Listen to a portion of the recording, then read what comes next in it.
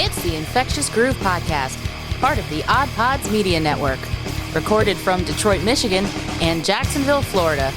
The Infectious Groove Podcast is your source for jammy jams, album reviews, and the best in-depth music discussion. Thanks for joining us. Now here are your hosts. Well, hello there. My name is Russ, and along back with me this week is Kyle. Kyle, welcome back to your own show. Hello, hello. You sound at least a little more excited to be here than Michelle. Last week, I literally had to edit out like 15 seconds of silence last week because I was like, welcome back, Michelle. And she was like, hi. I thought you were going to say that she forgot she was doing the show while she was doing the show. That's a distinct possibility. This week on the Infectious Groove Podcast, we will go through our normal segments and everything in the first half of the show. In the second half of the show, we are going to do an album review. If you've been with the show for a little while, you know how that works. And if not, we will explain it a little bit in the top of the second half. This week, it was Kyle's turn to pick an album for us to review, and he brought us the album Sometimes by the band City and Color. So we will be working through that in the second half of the show. Before we get into the goings on in the first half of the show, we do have a third chair with us this week that we're pretty excited about. We have our friend Aaron from the podcast I Had to Say It. Aaron, welcome to the Infectious Groove Podcast. Well, thank you for having me, Russ. It's a pleasure to be here. Yeah, it's good to hear that from at least one person on the show. I've been looking forward to this for like weeks. So the fact that you don't hear that enough, I think it's just a shame. No. I kid. We do. And I know you see this a lot on Twitter. We get a really good amount of interaction with listeners and other podcasts and everything. So I am totally in jest when I say that, but I am glad that you're here, and I'm glad you're happy to be here as well. As I said before, Aaron runs a podcast called I Had to Say It, which is one of my personal favorites. Take that for what it's worth. If you like what I have to say on the show on a regular basis, then that's probably a ringing endorsement. If you don't like what I have to say on the show on a regular basis, then you're probably not going to like the shows that I like. Aaron has a show that comes out, I think every Monday, right? Monday or Tuesday sometimes. Usually Tuesday. Okay. And it is called I Had to Say It. Difference might just be the time change. Very possible. And what are y'all doing? I'm very familiar with your show, but I'd like you to tell our listeners a little bit about what you're doing over there. Well, most of what I do is kind of, I guess you'd call it social commentary. I talk about a lot of things that are going on that I think are either incredibly stupid or just wrong. Yeah, sure. It sounds, I try and be kind of at least a little bit lighthearted about it. I mean, I'm not light spoken, but I try to at least bring a little humor to things too. A little sugar with the sting. But I find the two things that I do the most when I'm listening to your show is, one, I do laugh out loud a lot, and I find myself just going, "Yep." Yeah, I mean, I feel like a lot of what I say should be common sense, but unfortunately, the world we're living in these days, it's not as common. Yeah, common sense is not as common as it should be. Yeah. And from my perspective, from listening to your show, like, I'm not a big political person, but you do talk politics on your show, and in a way that somebody who's peripheral to it at best can listen to it and go, okay, I get the gist of what's going on. And for me, you bring a lot of common sense point of views to what a phrase I just learned recently, non-traversies. These things that, the internet busies themselves with constantly, like people that want to be outraged over things and whatnot. And one thing I will say real quick, because I want to get to where you can tell everybody how to find you and everything, is, this isn't just a praise session. Like, everything that comes out of Aaron's mouth, I'm not like, oh yeah, that's totally right. But I do firmly believe that people who have opposing views to Aaron's should listen to his show. Like, I think a person who's well-informed hears all perspectives. And that's why I would encourage people to listen.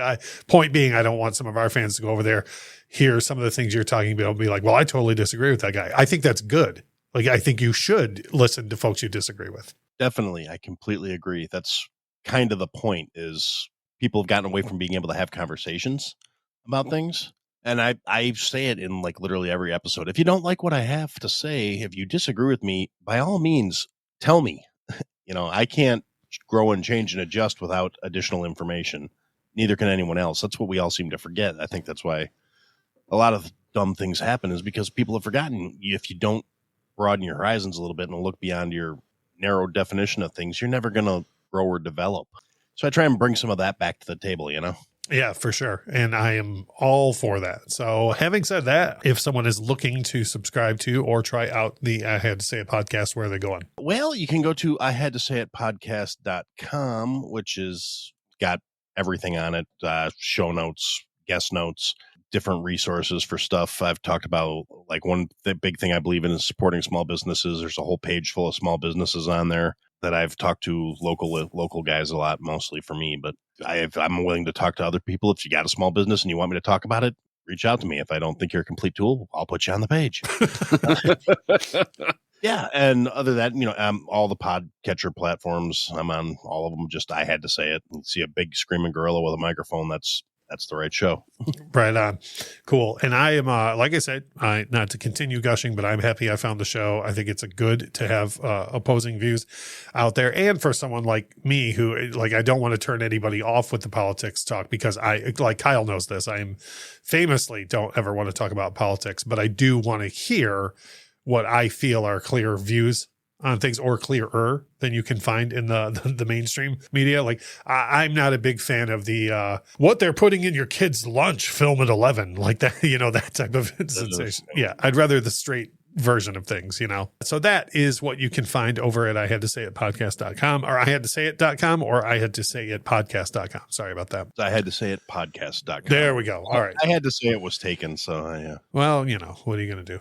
What can you do? So go to I had to say it podcast.com, or really, if you're listening to us, you can search on the same platform you're hearing us for the I had to say it podcast. And like Aaron said, if you see a big gorilla with a microphone, then you got the right show, and give him a subscription. So having said that, we are going to get into our own business here and start with our first segment that we have every week, the feedback, coming right here. Feedback, John. Don't worry about that. Right. There's rock and roll me without feedback.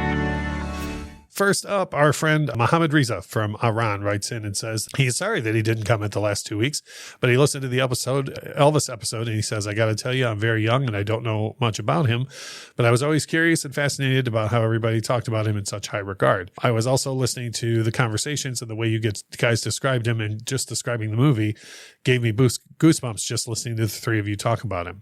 I will definitely watch it if I get access to it, which you always forget about that in our own little bubble here, like who's got access to what and whatnot. And then I just think it's funny. The last thing he says in his message is, sorry for the lazy spelling of words. You never have to apologize for that. It's hard enough for me to read when you get the words right. So don't worry about that here. And we got a lot of feedback like that, Kyle. I shared some last week.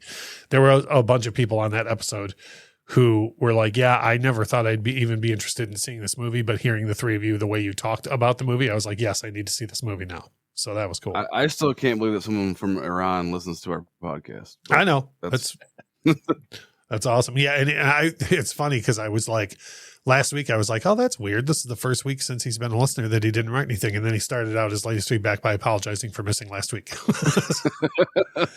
Jamie Porter writes in and says, great discussion and episode as always. I listened to the disturbed version of Land of Confusion for the first time after the episode. I think it's fine, but I kept thinking, why do we need this? Sure, it's harder than the original, and I did like their treatment of the breakdown in the middle of the song, but for me, it was too similar to the original. I prefer covers with a new arrangement, totally different genres, or stronger performances than the original. This version was doomed from the beginning for me because they didn't do anything to the rearrangement. Soft rock to hard rock, that isn't much of a difference, and they had no chance in outperforming Phil Collins. So that was Jamie's roundup on the Land of Confusion debate, the totally epic cover battle that we had last week. So I think it's kind of funny that Michelle had to listen to Disturbed in order to complete that episode. And claimed, by the way, that the thing that she loves most about that type of music is the grunting and whatnot. Horseshit. Horseshit, I say. Well, David Draymond makes all kinds of noises, so hey. Yeah, I know. So she was quite pleased with that. The Docking Bay podcast writes into us and says, great episode. Michelle was in great form. # Michelle is great. The cover battle was an easy choice because I remember the Genesis version on the radio and MTV. I love it, and I love the original. The cover is good, just not better. Thanks for always making my Mondays better. And Sean and Chris wrote in a couple of things because of they were actually on the episode for last week, so they had some feedback on that. And then another unrelated note, so I'll get to both of those real quick. Sean and Chris write in and say, it was fun listening to the episode and hearing that hashtag Michelle is awesome stepped right on my feelings. It was funny because normally it's Russ taking those shots. And Chris from the Dad in the Rock podcast went on in great detail about how much he loves the middle breakdown in the song Land of Confusion, whether you're talking about the Genesis version or the Disturbed version. And then immediately following him talking, Michelle went on to talk about how much she can't stand the bridge in the song. And it was great because I'm sitting here looking at both of them on the camera. So it's something that didn't translate to the audio, but like the whole time she's talking, Chris has got this look on his face. Like, is she talking about the same section that I just went on about how much I love? And then he just came out and asked her, he's like, you're talking about the same part I love, right? And she was Michelle. She was like, yep, I hate it. Is that the first time that someone who has been on the show has left feedback on the episode that they've been on? No. Seth left feedback on his episode, okay. Remarking that the guest we had that week was great. Lastly, Sean and Chris gave us another idea for the future. And it says, I came across a cover of The Thunder Rolls that was done by All That Remains. It would be interesting cover battle, and it would make a good Michelle episode because I'd love to hear her insight on Garth Brooks.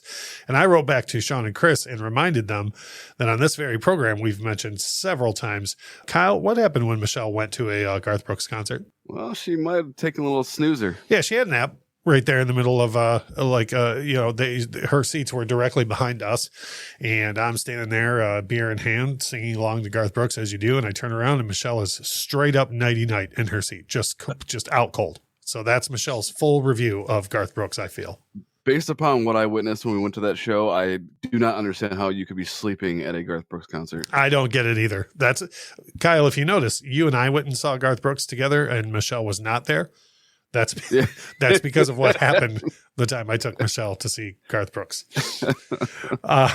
So if you'd like to leave us feedback, we are always on Twitter. I spend most of my day on Twitter, just screwing around doing things for the podcast. And then you can get a hold of us on Facebook. You can go right to infectiousgroovepodcast.com. You can leave us a voicemail at 313-364-9899, or you can drive right over to Michelle's house and leave her feedback in person. Moving right along. Our jammies. Moving into our Jammy Jams this week. Kyle, I'm going to set you up and have you go first, then we'll go through our guest Aaron, and then I'll wrap us up on that. What have you been listening to, Kyle? I think I know where this is going, but I'm going to let you talk about it. Yeah, I've been on a real 90s alternative kick this week, and I don't even know. Weirdly enough, I was on Instagram or something, and some reel had that Candlebox song intro in it, and I was like, oh man, that song is a jam. So I immediately went and found the album, started listening to that, and that's when I started posting all the stuff to you in the chat. I know. The reason for the listeners, the reason why I said I think I know where this is going, and for Aaron as well, is when Kyle starts texting me at 8:30 in the morning about Candlebox songs. I think I know where this is going to go. And we're in the group chat with me, him, and Michelle. And Kyle and I are having this intense discussion about Candlebox and the band live. And right in the middle of it, Michelle let us know that she was bored with Kyle and I's conversation.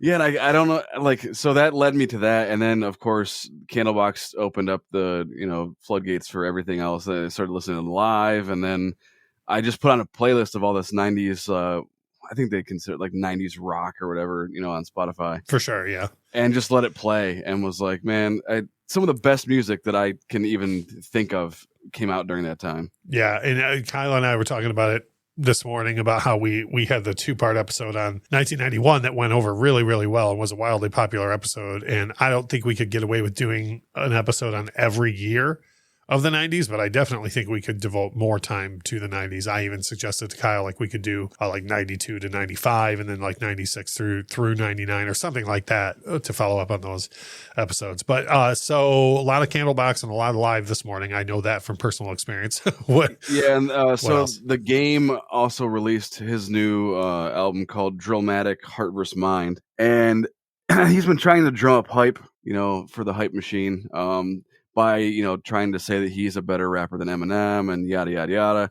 Did I read right that he released an 8-minute diss track or longer? Maybe it's on this album. Yeah, it's so not only. Let's see this album is, I want to say it's 32 songs long or something. Holy crap! ridiculous. But yeah, there is a song called, I think it's called Black Slim Shady. Yeah, that's exactly what I read. Yep, it's called the Black Slim Shady. It's toward the end of the record, but yeah, it's all about how he's gone on a myriad of different podcasts and radio shows saying that he's a superior rapper to Eminem and yada yada yada. You know how you can prove to the world that you're a better rapper than Eminem? And this is just, I want to be clear, I'm not a rapper myself. I'm just going to give out some unsolicited advice.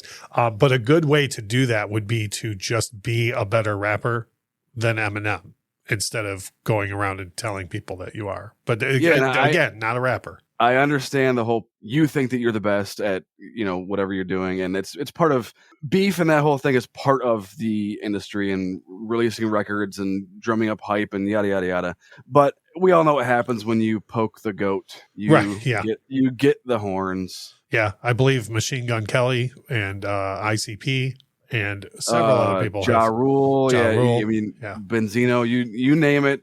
You poke the goat, you get the horns. But I understand what you're saying, though. Like when I first heard of rap when I was, 7 or 8 years old, the first things I heard of was like Kool Mo D and LL and Run DMC, Grandmaster Flash. And that was the thing then, was they didn't call them diss tracks back then, but like your track was about how you were the absolute best at what you did. And then if somebody else's name got mentioned, there'd be retaliatory. So I get that that's like part of the culture. But like you said, as we are recording this episode right now, I'm sure that there are pencils being sharpened all over Detroit for Eminem to use. You know what I mean? It really pains me too, because I thoroughly enjoy his music. Well, both Eminem and The Game.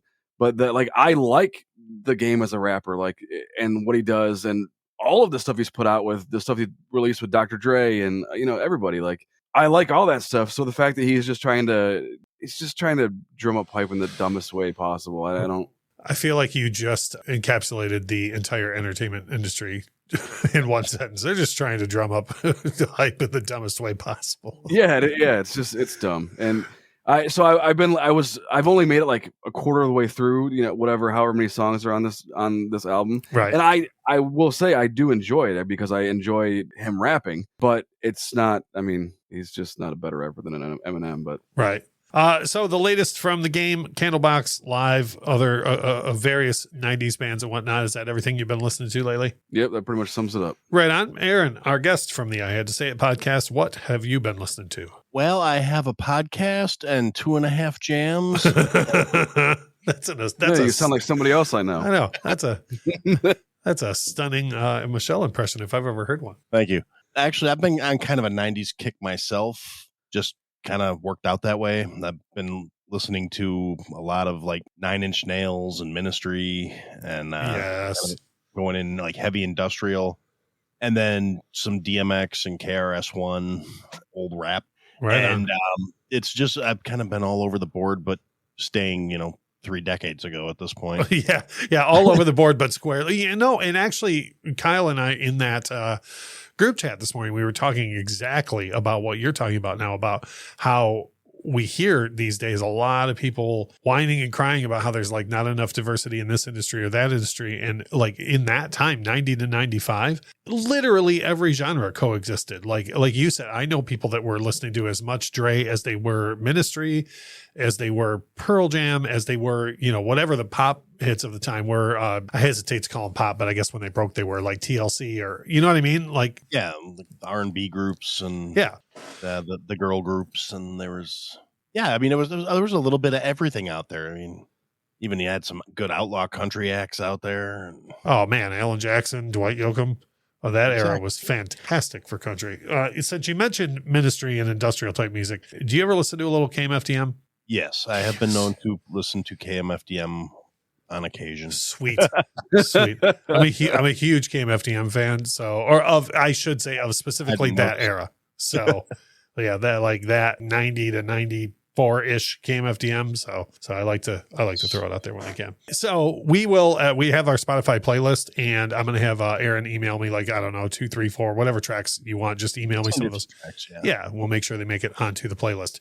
So my Jammy Jams for the past week or so has been an album. I guess you could say most of the people in this band you would definitely associate with the 90s, but this record didn't come out till 2002 or 2004, maybe. I can't remember what year it came out. But the first album from Velvet Revolver, which was basically 4 parts Guns N' Roses and 1 part Stone Temple Pilots. So you had Scott Weiland leading, basically singing for the GNR lineup that had all left the band at that time. So Slash, Duff, Matt. And the first record from Velvet Revolver, it had 2 pretty massive hits, Slither and Fall to Pieces. But the rest of that record is really, really, really good. There's bits of punk on it. There's songs that are a lot harder than Slither was. There's at least one more ballad that's as good or better than Fall to Pieces, the big hit that everyone knew. And it's just a really, really good album.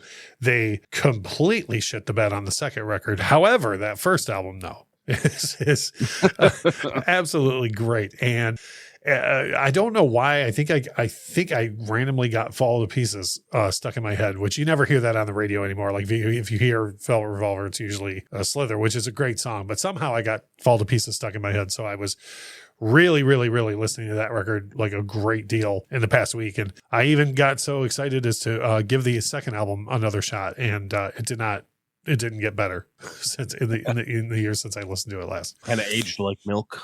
Yeah, or worse. It's just not a good. It's just not. I don't know what the problem is there. I used to think that it was like a record label pressure type thing, you know, like an automatic for the people type thing. Like, oh, you got to just hurry up and write and get the second record out. But you know, everybody in that band was long in the tooth by that point. You know, Weiland had done 5 or so records with STP, and GNR had done at least the Appetite, Lies, and the 2 Illusions, and toured, you know, to hell and back. So like, it's not like anybody in this band didn't have good songwriting chops or wouldn't know how to do that. So I don't know what went wrong on that second record, but I can tell you that I don't like it. So the very first Velvet Revolver, Contraband, that's been the one that's been in my mind a great deal. So those were our Jammy Jams. That was a bit of feedback. We are going to take a quick break. When we get back, we are going to go into our album review for this week, which is being brought to us by Kyle, and he has picked for us Canadian act City and Color and their album Sometimes. So we're going to review that when we come back. You're listening to the Infectious Groove Podcast on the Odd Pods Media Network.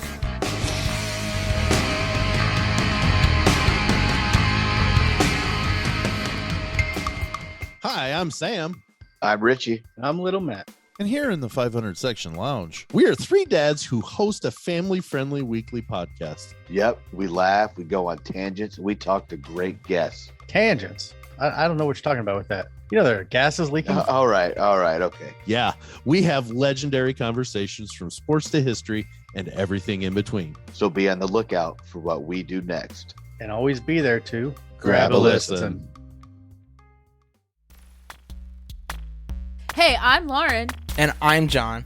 And we host the Beard Al Podcast, the podcast where we talk about 2 of the greatest things in the world, beer and Weird Al. And a lot of other things. We're funny. Yeah, that's basically what I told him to say. Good job with your script. Listened. Yay!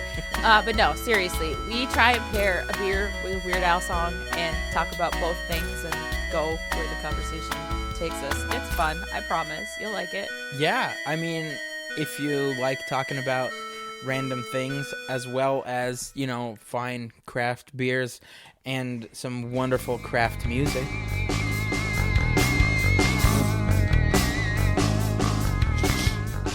We are back. It's Russ and Kyle of the Infectious Groove Podcast. And along with us for the ride this week is Aaron from the I Had to Say It podcast. And as we talked about in the first half of the show, if you like what Aaron's got to say on our show and you want to hear more of what Aaron had to say, you can go to ihadtosayitpodcast.com or use this very app you're listening to us on to search for I Had to Say It. Find the one with the gorilla and the microphone, and you've got the right podcast. Aaron is going to be sitting in with us this week while we go ahead and walk through an album review, which was Kyle's pick.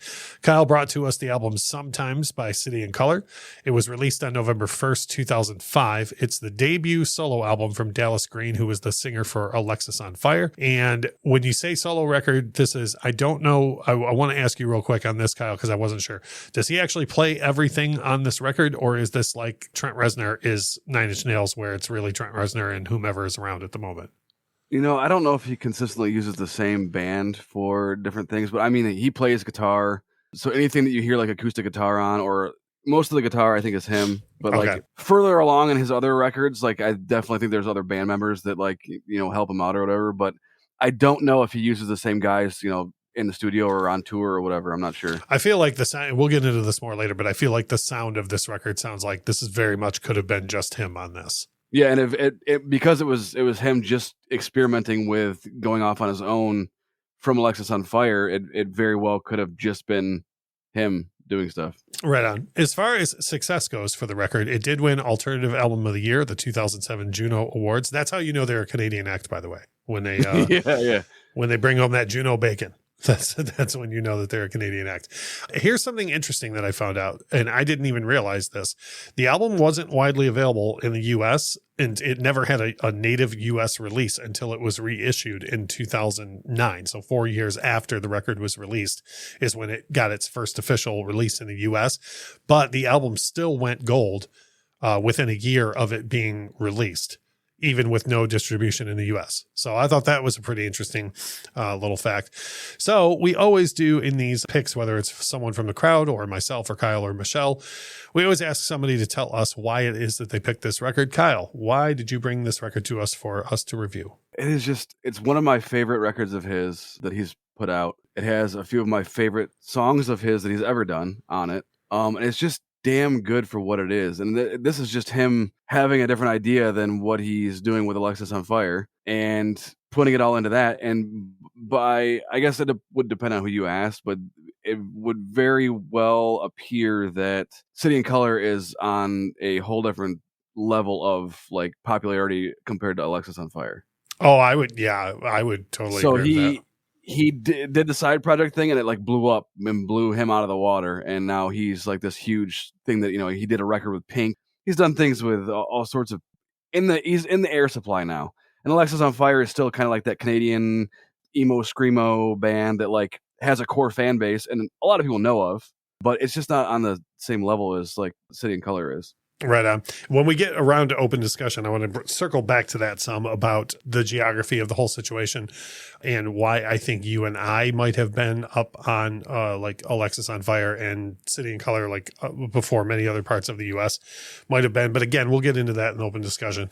The only thing that I did want to ask Aaron before we get into that was, had you heard of this band and or this album prior to listening to this? I had not actually. Right on. That's perfect. Yeah, that's kind of what I was looking forward to. I was hoping that would be something where it's like not revisiting something I've heard a million times. I was excited. That's why I picked a Kyle episode. Yeah, it's a double-edged sword with that. It's a double-edged sword with that because sometimes you want to do something that like you think a bunch of people will know, you know what I mean? Like which would end up being a popular record that you've heard a million times. But then also it's great to do these type of episodes with things that people may have heard just for the first time. And certainly I would say between the three of us, we probably represent 3 stages of listening of this. Like Kyle has probably listened to this record a great amount.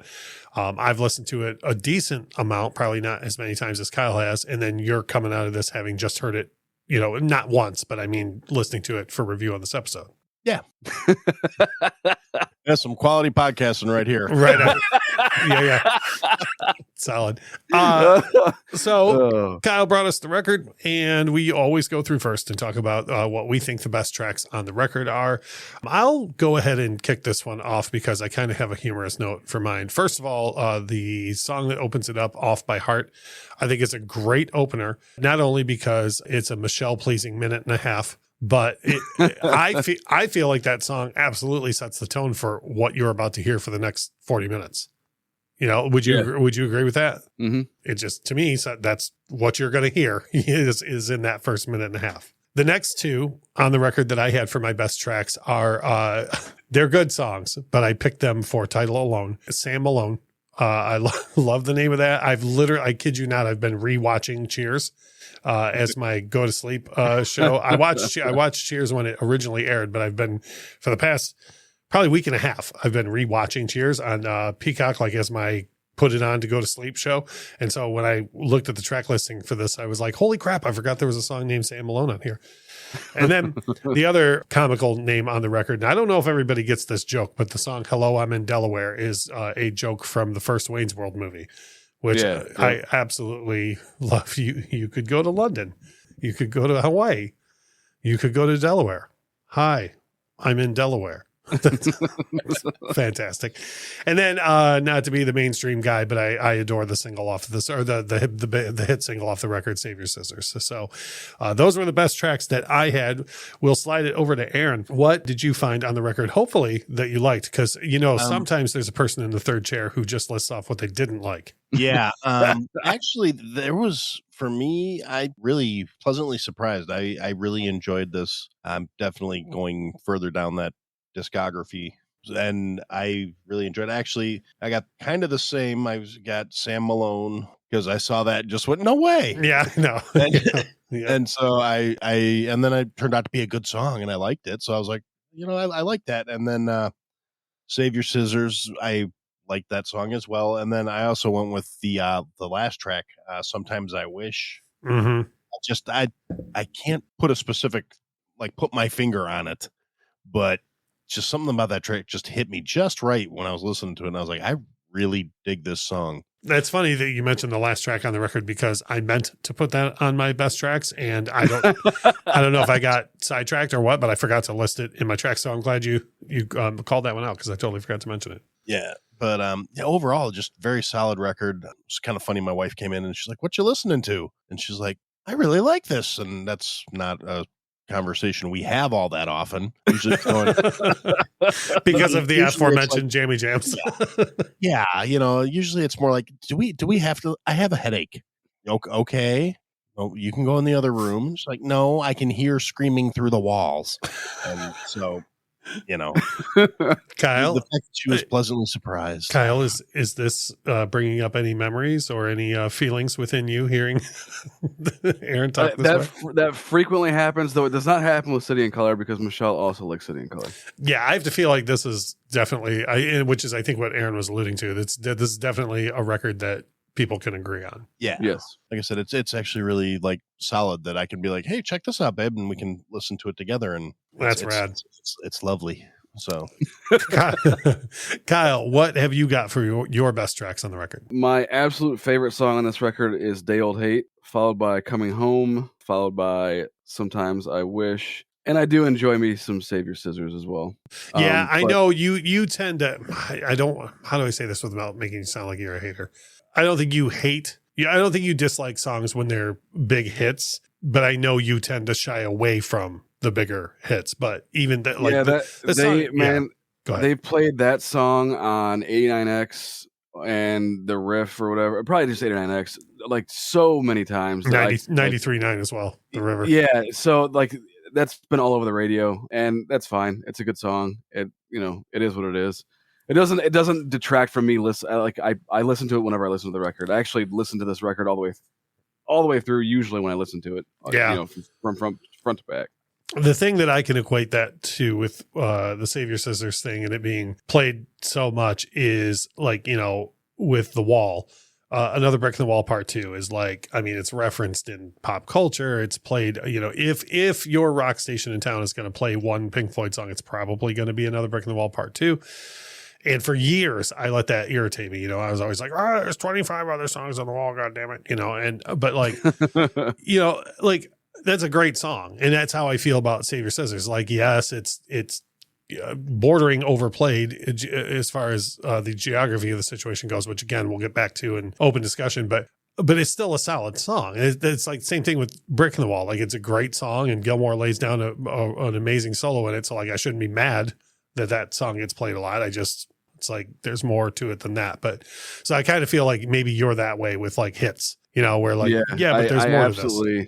Yes, I absolutely am that way. Kyle, we'll stay on you when we go over to stinkers. I have to assume you have no stinkers on this record, but I just want to double check and see if there's anything that you just isn't totally right for you. I have no stinkers. Actually, off the top of my head, I cannot think of a Dallas Green song that I do not like. That's fantastic.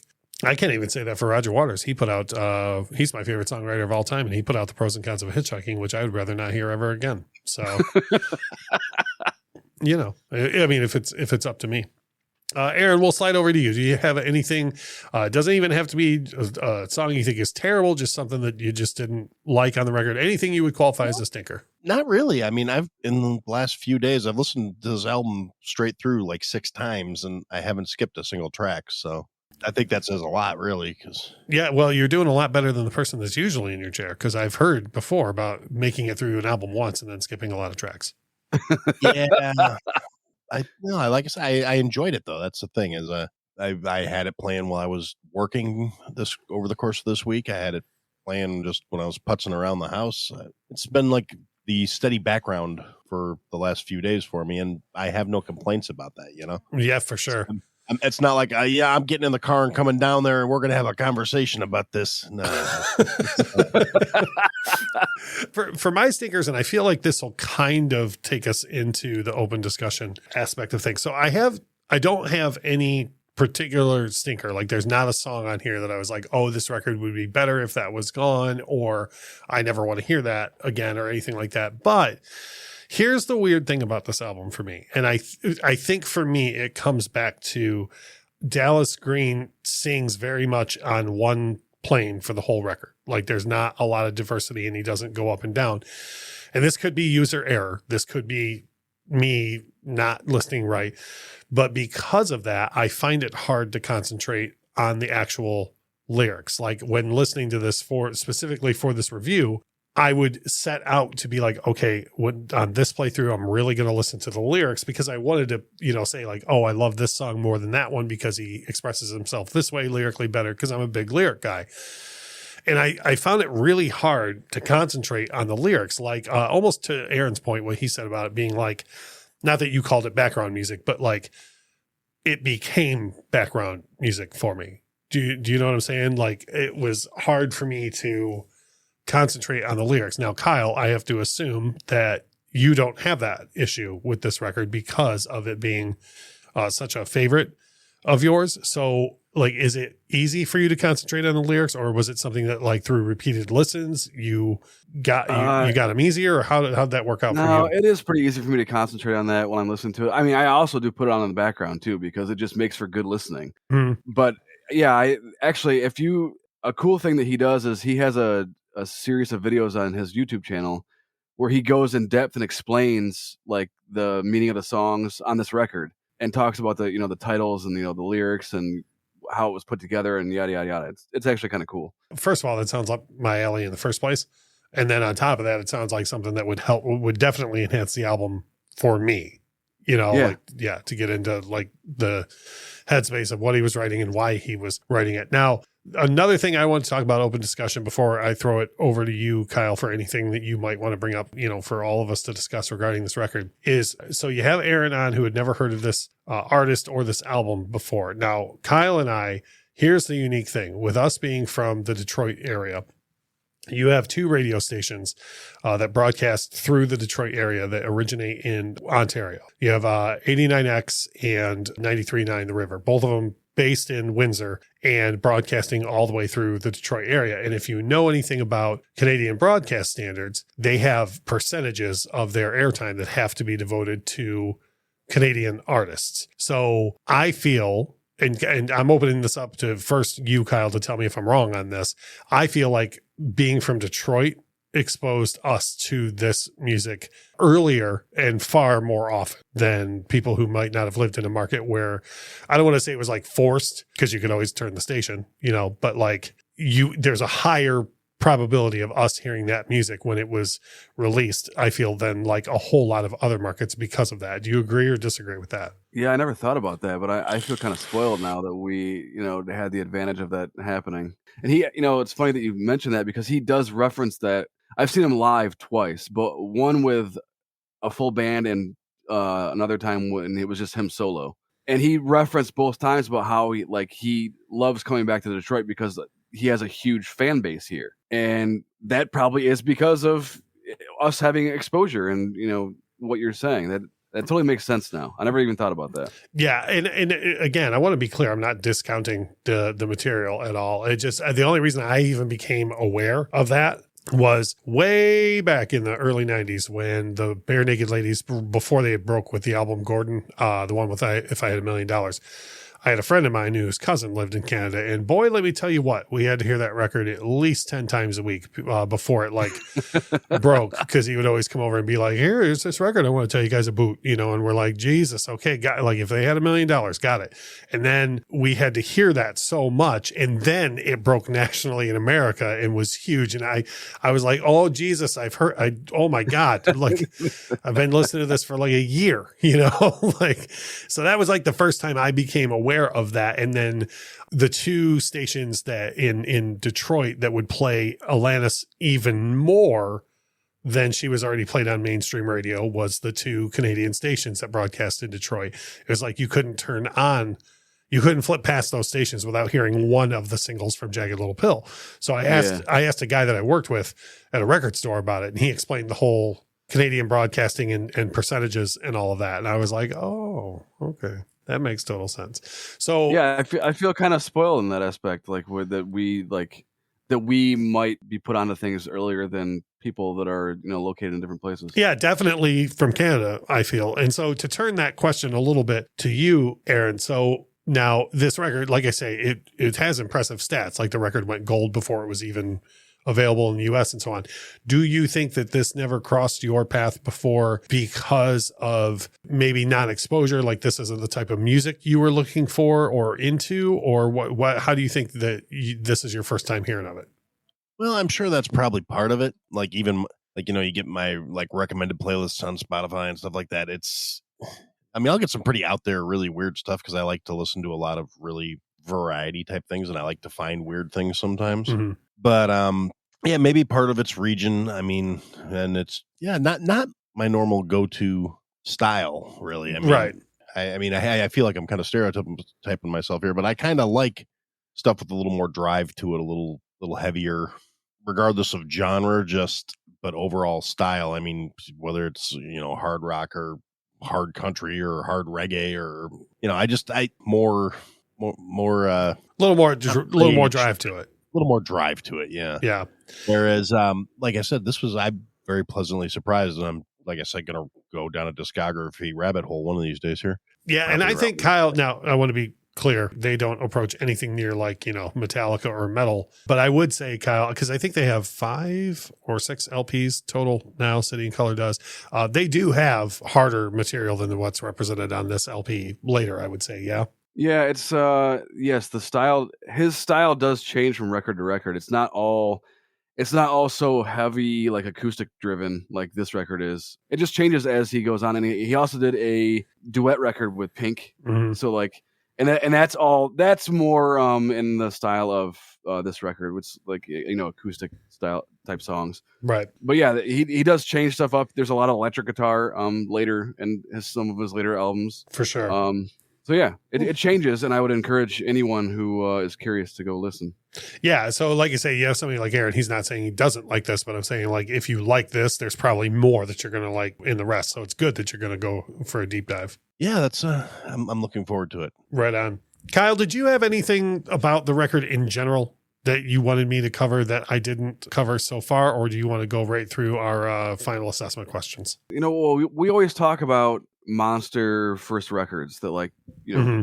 and to me it's crazy that like this can be your first offering to something to everyone, and it's just it's as good as it is, and you find that a lot from a lot of different artists, more back in the day than you do I would say nowadays, but like it is a great first record, and it put him on the map to be able to put out all kinds of great records, I guess you could say.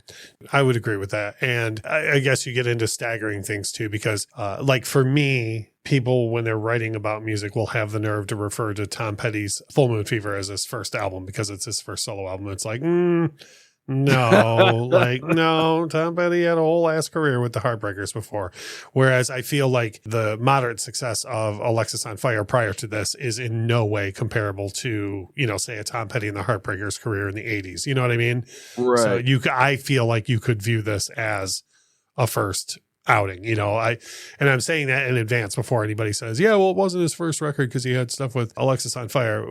Again, I think the Tom Petty comparison is pretty apt there. Yeah, since you mentioned Alexis on Fire again, if anybody listening is a fan of Alexis on Fire, there's some awesome footage on YouTube of them playing in like school gyms and shit back in the day. Like, and there's a few people in the crowd, and it's just them, in Dallas greens bouncing around and singing, and like it is fantastic to watch them. Just it's probably one of their like first like college shows that they did. That's awesome. Yeah, it is awesome. We always go through some judgy questions here at the end, one of which is, would you buy this album? And I did buy this album. This is one of 2 City and Color records that I used to have on vinyl because I never had the album I wanted, Little Hell, which somebody on the show owns on vinyl, Kyle. I'm not mad about it. But this is one of the 2 records by City and Color that I did own on vinyl. And before I put this question to Aaron, I want to say I was just on Amazon today doing some other shopping, and I came across a CD. Did you guys know that they just sell like regular new CDs on Amazon for like $4.99 now? No. Yeah, nope. So let's use that as our bar. No, because I feel like sometimes I feel like this question is almost outdated for our show because like in the time that we do it, you don't have to buy anything. You know what I mean? Like you can just stream the record, but I feel like buying it would be a commitment. And I'm also opting for the Michelle standard of Michelle's not going first of all, she's not going to the store. And second of all, she's not spending $15 on a CD. So if for $5, if you could have Amazon bring you this CD, would you buy, we'll call it the Michelle rule. Would you buy this record? And then we'll send that over to Aaron. Would you buy this album? Yeah, I would actually. Like I said, I really enjoyed it. And the fact that it's something that I enjoy that I can listen to with my significant other means I can listen to it in the car. I can listen to it in the house. I don't have to like go out to the garage or work with power tools just to listen to some music. Or wish you had some more soundproofing so you could listen to it. Yeah, I'm working on that, actually. Nice. Kyle, I'm assuming you've bought this record at least once or twice. Is it one you have on vinyl along with Little Hell, Kyle, which I'm really not mad about you owning, by the way? It is. I do have this on vinyl. And, I know people have asked you a million times, Russ, like, do you think vinyl sounds better than, streaming or CDs or whatever? And one of the records that I can attest to that being true is this record. Yeah. The vinyl version of this record sounds phenomenal. And you could play it on streaming and then put the record on and you will notice a vast difference. Right. And it's fantastic. And I mean, not to oversimplify the whole vinyl versus digital thing, but to be honest, anything acoustic based, it's like shooting fish in a barrel. You throw on any digital version against the vinyl version and someone instantly is going to be like, Jesus, why does it sound so much better? Would you? It literally sounds like Dallas is sitting in front of you playing in your living room. Yeah. No, I agree. I've heard it because it's one of the only ones I got to own, Kyle. Not mad. Would you recommend this record, Kyle? I have to assume you would recommend this. Why you recommended it to us to listen to on the show, but would you recommend this record to folks? I have recommended this record many times to many people, and I will continue to do so until I am 6 feet under. On that bright note, Aaron, would you recommend this record to other people? That's an awfully high bar to live up to. I mean, I'm doing this till he dies, man. Yeah, I would actually. This is. I will probably be recommending it to a few people the next time I see people. I can't exactly swear when that's going to be, but I mean, who's to say that the pandemic could come back at any moment? we never know.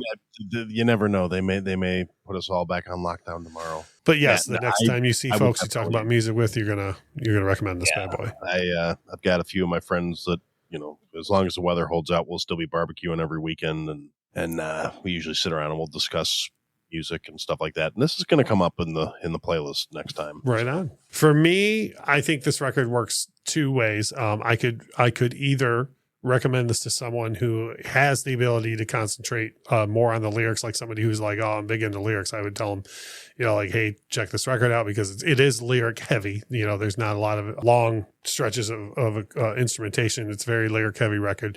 So I could recommend that to a lot of people. And I would also, both you guys touched on this point, I would also recommend it to anybody for background music. Like if I was to go to a party or a barbecue or whatever else, and somebody handed me the phone and said, hey, put something on.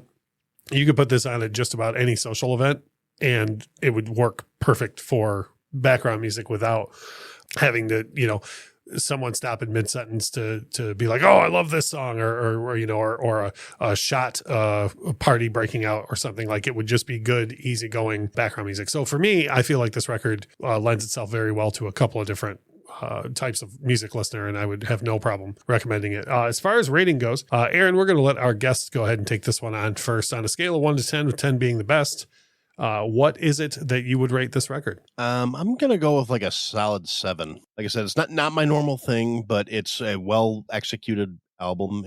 It's enjoyable. It doesn't have any real glaring things that make me just go, oh, for fuck's sake. And, so, sorry, Kyle, I don't know if you've ever listened to Aaron's podcast, but I can't tell you what a ringing endorsement that is. But yeah, overall though, like I said, it's really musically, it's very well done. It's not the mix isn't bad on it. It doesn't sound like, two guys recorded in their garage into a tin can. And it's good music. It's well done. And yeah, I think it's a pretty solid album. And unfortunately, I do also kind of subscribe to Kyle's philosophy of I still don't know what a perfect 10 album is for me yet. So no, I hear that. Yeah, it's definitely up there. Right on. For me, I'm going to come in a little lower than you. I'm going to rate this a 6, and I literally typed this in my notes in all caps. It's a 6 for user error, because for whatever reason, I couldn't concentrate as much on the lyrics. And I used to own this record on vinyl, and I remember putting it on and it just instantly becoming background music, which again, to be clear, I'm not insulting the LP. I think it's user error. For whatever reason, I can't control myself to concentrate on the lyrics, and I'm such a big lyric guy that brings those points down for me. Still better than average, and I've purchased the record in the past. I would recommend it to other people, but because of my own inability to really concentrate on the lyrics, that's where I came in at a 6. Kyle, is this where the world finds out what a perfect 10 is from you, or what have you rated this record? I almost wanted to give it a 10, but there's so much from him that I like off of all of his different records that I could not focus on this one and give this a 10 without, I don't know. It wouldn't feel right. So I gave it a 9. This was almost a world-changing moment here just now. Like, you think about the JFK assassination, the Berlin Wall falling, of course, 9/11, and I really thought we were going to have another one. I thought we were going to say, like, do you remember where you were when Kyle gave his first 10? But we came so close. But you gave it a 9. You gave it a 9, and I assume for most of the things that you've already mentioned, but go ahead and give us a quick recap. Why is this record a 9 for you? I can't even recall how many times I've listened to this record for years and years now. So it's like, it is one of my go-to records that I put on. I mentioned this to have you guys listen to it, but like this is in my regular rotation. Like, I'm constantly listening to it. So it's like, it's nothing, I don't know. It's always there. I own it on vinyl. I've seen him live. I just love the record. And I like I said, I like anything that he does. So I'm kind of biased in that aspect, but well, yeah. If you have somebody that writes in a way that speaks to you, then by all means, go nuts. I also think that the name of his solo project, City and Color, is genius because of the play on his name. Right. I don't know. Yeah, which that's, I don't. That's what. No, I get that. I bet a lot of people wouldn't even think about that. Actually, that's one of the things that like sucked me. Like, I thought that was hilarious. That like to me, that's just like, I don't know. It's just genius. No, I totally agree with you. So that was our album review of the debut record from City and Color. Sometimes. Aaron from the I Had to Say It podcast, thank you so much for coming in and sitting in with us, brother. Well, thank you for having me. Like I said, I've been looking forward to this for like weeks. So I know I've said this ad nauseum over the past couple of weeks when we've had people sit in, but Aaron has been one of our biggest cheerleaders on social media. He's always promoting us within his Facebook group and on Twitter. He has good and genuine feedback for us that we've used on the show several times. And everything I was saying earlier was in no way lip service. I genuinely enjoy his show every week. And I would encourage people who might listen to the first part of one of his episodes and go, well, I don't agree with this. I would encourage you to keep listening to his show, because I do think that it is important that we listen to other points of view and what other people have to say. So the best bet for everybody is to use the podcast app you're listening to right now to look for I Had to Say It podcast, or Aaron, they can also go to ihadtosayitpodcast.com, correct? Correct. Sweet. Next week on the program, Lord be with us, Michelle's coming back, and Good Lord. Now here's the best thing. The topic for next week is going to be road trip songs. We're just going to basically have like a general discussion about like great songs to listen to on a road trip. Michelle has traveled as much or more than anybody that I've ever known. And I bet she is going to have a difficult time with this episode and not even have songs that she knows of or wants to share. But that is part of her charm and her magic and what she brings to the show. I will say that there have been times where we've been in the car on our way to, I don't know, up north or something. And she put on something that she regularly plays while she's driving the car. And I was like, what in the fuck is this? Great. Well, that gives you have that to look forward to. Yeah, that gives all of us something to look forward to. Like we always say about this time, without music, life would be a mistake. Bye. Bye. The Infectious Groove podcast is hosted by Russ Robinson, Kyle Wimple, and Michelle Kasaleki. Produced and edited by Russ Robinson. Intro and outro music composed by Chris Kimmel. Recorded with a Rode Podcaster Pro and Rode Pod mics.